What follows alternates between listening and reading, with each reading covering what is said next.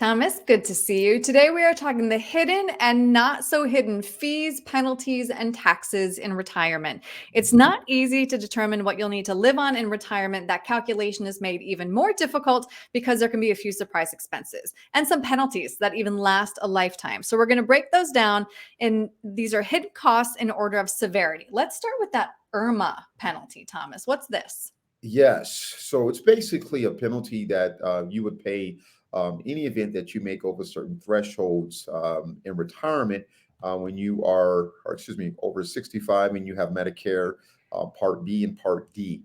The thresholds is if you're single, if you make over $97,000, or if you make under your Part B medical insurance part is $164. So if you make over 97,000 as your MAGI, modified adjusted gross income, you're going to pay a penalty. And then if you're filing and you're married, if you make over 194,000, you're also going to pay a penalty as well.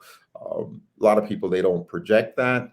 It can be something that can come up because when you are looking back for your prescription or for Part B, and D, they look 2 years back. So that's something that can creep up on somebody and have some extra costs for your taxes at the end of the year for that particular year.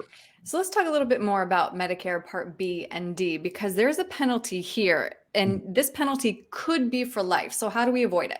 Yeah, so you definitely want to file as soon as you are, as soon as when it's available to you, rather, because it's a 7-month window, I believe, that you can file in. And if you don't file, then you're going to get a penalty.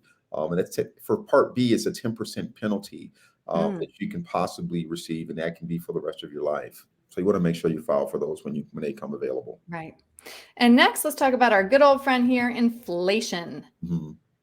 Yeah, so inflation is huge, right?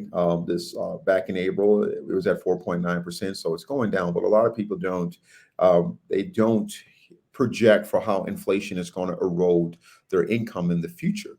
So it's important to consider that, to have some inflation protected type of solutions in your overall portfolio. That can be, you're still in the market to some capacity, or maybe you're looking at some annuity options that can grow over time. So it's important to think about that as well.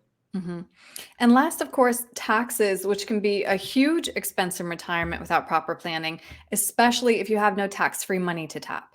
Yeah. So if you're in, taxable accounts, brokerage accounts, and you're making trades, or maybe you're in some mutual funds, and the manager of those mutual funds are selling some of your positions, then you could possibly be looking at capital gains or maybe some dividend income that you didn't anticipate.